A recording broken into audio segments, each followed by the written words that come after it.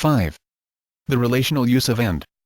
As noted in the previous section, the statement, C, J and K are sophomores, is equivalent to the conjunction, J is a sophomore, and K is a sophomore, and is accordingly symbolized. J and K. Other statements look very much like C, but are not equivalent to conjunctions. Consider the following statements. R1 J and K are cousins. R2 J and K are siblings. R3 J and K are neighbors. R4 J and K are roommates. R5 J and K are lovers. These are definitely not symbolized as conjunctions. The following is an incorrect translation. J and K wrong. For example, consider R1, the standard reading of which is R1 J and K are cousins of each other. In proposing J and K as the analysis of R1, we must specify which particular atomic statement each letter stands for. The following is the only plausible choice. JJ is a cousin. KK is a cousin. Accordingly, the formula J and K is read: J is a cousin, and K is a cousin.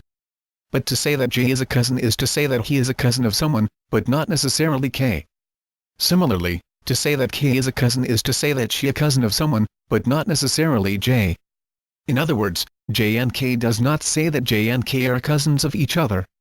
The resemblance between statements like R1, R5 and statements like C1 J and K are sophomore, C2 J and K are Republican, C3 J and K are basketball players is grammatically superficial. Each of C1, C3 states something about J independently of K, and something about K independently of J.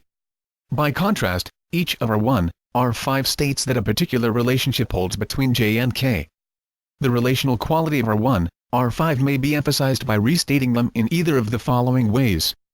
R1J is a cousin of K. R2J is a sibling of K. R3J is a neighbor of K. R4J is a roommate of K. R5J is a lover of K. R1J and K are cousins of each other. R2J and K are siblings of each other. R3J and K are neighbors of each other. R4J and K are roommates of each other. R5J and K are lovers of each other. On the other hand, notice that one cannot paraphrase C1 as J is a sophomore of K.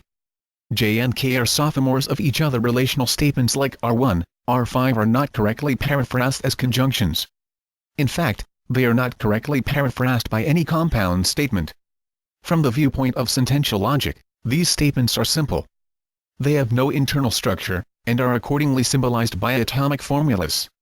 Note later, in predicate logic, we will see how to uncover the internal structure of relational statements such as R1, R5, internal structure that is inaccessible to sentential logic.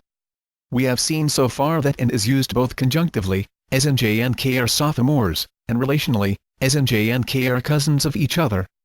In other cases, it is not obvious whether and is used conjunctively or relationally. Consider the following. S2 J and K are married. There are two plausible interpretations of this statement. On the one hand, we can interpret it as I1 J and K are married to each other, in which case it expresses a relation, and is symbolized as an atomic formula, say M.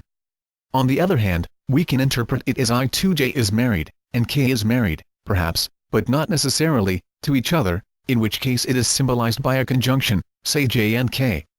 The latter simply reports the marital status of J, independently of K, and the marital status of K, independently of J.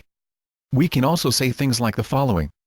S3 J and K are married, but not to each other.